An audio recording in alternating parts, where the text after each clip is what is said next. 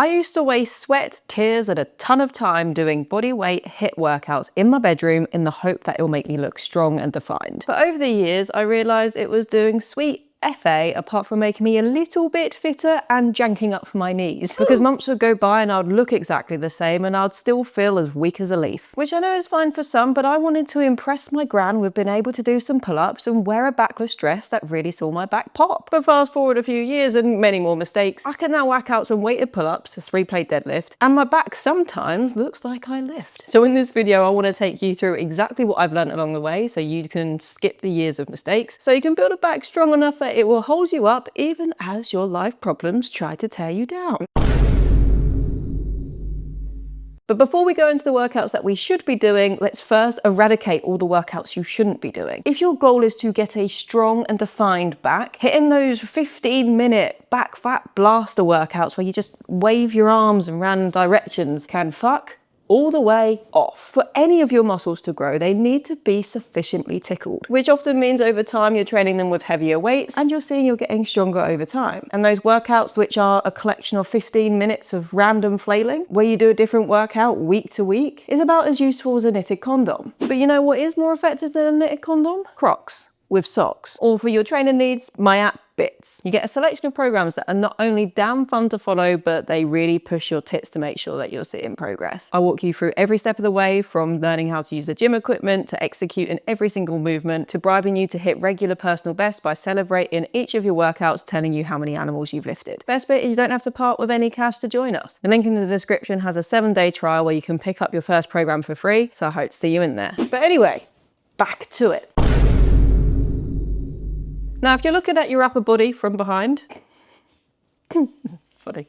There's a lot of different muscles that make this shit up, but for simplicity, we're just going to divide your back into 3 parts. Firstly, we're going to look at the mid to upper back region, and with that, your traps and your rhomboids make up a decent chunk. We also have your rear delts and other bits and bobs popping in here, but training this general area tends to give your back that thickness and depth and definition as these muscles start to pop. Then we have the lats. These make up a huge portion of your back, and they connect from your lower 6 vertebrae all the way up to your upper arm. And developing your lats is what brings a lot of width to your frame. Building width in your upper body, specifically your shoulders and your lats, tends to create the illusion of a smaller waist, so low-key kind of cool. Then we have our spina erector, and that just runs through the middle of your back. And you know what the doctor says?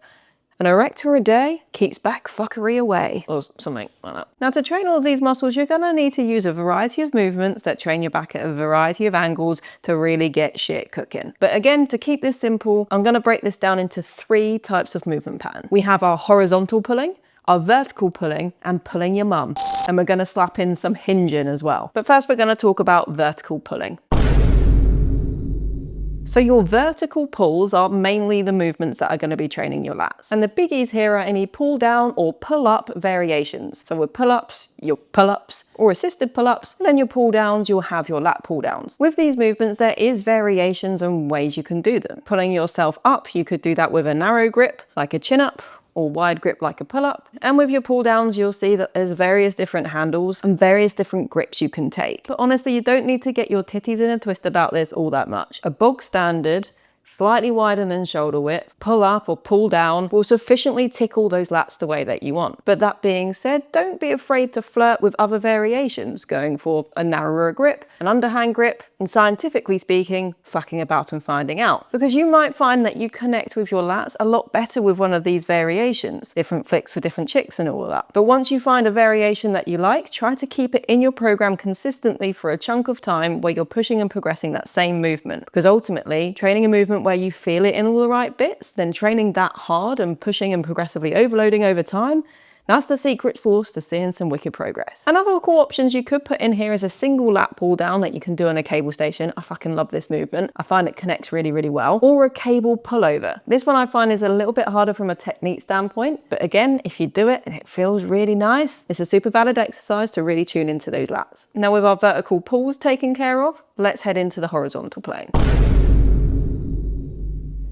Horizontal pulling is just rowing. Now, I think a lot of people think that as soon as you're doing rows, you're automatically training your mid to upper back, but that isn't strictly true, because it's how you perform the row that dictates which muscles are taking over when performing each row. Because if you're keeping your arms tucked towards you and thinking about driving your elbows to your hips, it's probably more of your lats that are going to be activated in this move. Whereas if you're rowing with your elbows flared out and as you come back you're looking to squeeze your shoulder blades together, that's where it's starting to become a bit more of that mid to upper back focus. But something that we really want to make sure we're doing with either variation of row, whether it's elbows tucked or elbows flared, is making sure that your biceps aren't taking over. Yes, they are going to be having a little bit of a tickle here, but so often people don't feel rows in their back at all and only feel it in the biceps. A big reason why I think people struggle with this is when they're going through the row, they just think about putting the weight towards them. And as you can see by doing that, the elbow bending is the thing that is moving the weight from A to B. And the muscle that is most responsible for that elbow bending is the cheeky little bi. So if we shift our focus to what the fuck our elbow is doing, and as I say with lats trying to drive that to our hips, which you'll be bringing the lats in more, or if we're trying to do the mid to upper back focus, think about the elbows going directly back and then squeezing the shoulder blade together. That should take the bicep out of it and really make your back cook. Now with rows, there's a fuck ton of ways that you can perform them. Dumbbells, barbells, cable, machine. Hell, if you went and picked up a baby from the street, you could probably do it with one of them. Wouldn't recommend it though. Where did that come from? I should have said like a puppy or something. That's at least a little less offensive. Anyway. But again, it's not really the machine or the dumbbell, the barbell that dictates the muscle that is taking over here. It's how you perform the movement. Because with dumbbell rows, you can easily keep those elbows nice and tucked. Same with barbell rows. Same with machine and cable rows, depending on what handles you're using. Or you can row with that slightly flared elbow by just adjusting how you're pulling that weight towards you or using a slightly wider handle on the machines and cables. So as you go through your rows, try to have intent as to what muscle it is that you're training, because that should help you feel it a lot better, train it a lot better, and progress it a lot better. Now, a couple Brucey bonus horizontal pulling movements I haven't mentioned here that are fantastic for training that mid to upper back region are cable face pulls and some variations of shrugs. These are great if maybe this is a place that you really want to work on and isolate a little bit more. And I tend to rotate them in and out of my programming over the months and years that go by. But now let's head into the third movement pattern that really helps train your back, and that is hinging.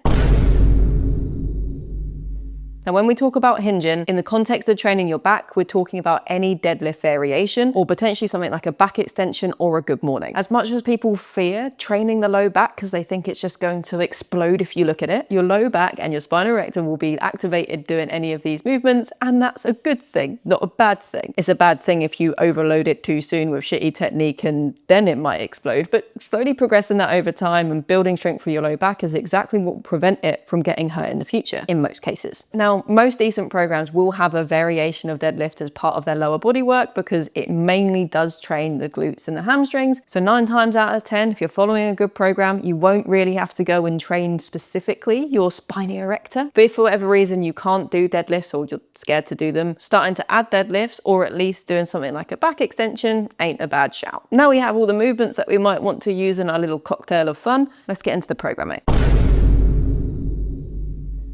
Now, with programming for your back, start off by trying to hit 10 to 20 sets sprinkled over 2 to 3 sessions over the course of the week. Now, that doesn't mean just doing 3 days of just back. It could be if you're doing an upper lower training split, you're training back on your 2 upper body days alongside chest, shoulders, all that kind of bollocks. But if you are looking to prioritize your back growth, it's probably a good idea to train back as your first movements of the day, because the first movements of the day are the movements you're going to feel most fresh with and probably reap the most rewards with. Now, we're looking to hit 10 to 20 sets over the entire week. Hitting 4 to 8 sessions of back on a single session is a cool place to start as well. And how you might divvy that up is by having 2 to 4 sets of a vertical pulling movement followed by 2 to 4 sets of a horizontal pulling movement. Sketching this out, it could be lat pull downs with a barbell row with an upper back focus, and that could be day 1. And then the second back workout of the week could be assisted pull-ups with a narrow cable row. As mentioned on top of this, you're probably going to be doing something like a deadlift, which will be adding a little bit more back work. And if you find that you can recover from that well, you could start to add additional additional sets or additional exercises to see if you respond to that better. Because that's one of the crucial things about programming, is that people do respond to things differently. If you find that you are recovering well and all of your numbers are going up and you're seeing visible change over time, you've probably found a good level of work that you need to do with your back. If you find that you're not seeing progress, but you're not really that sore and you're recovering fine, start pushing the movements you're already doing a little bit harder. And if that's not cooking,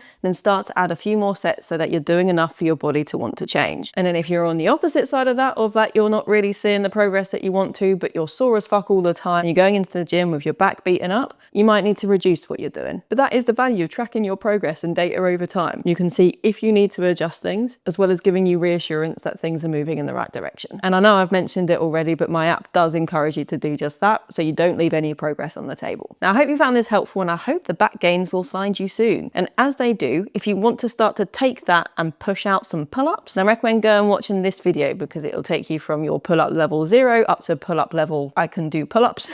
And if you give us a cheeky subscribe, I'm going to be putting out content like this all the time, so I hope to see you on the next one.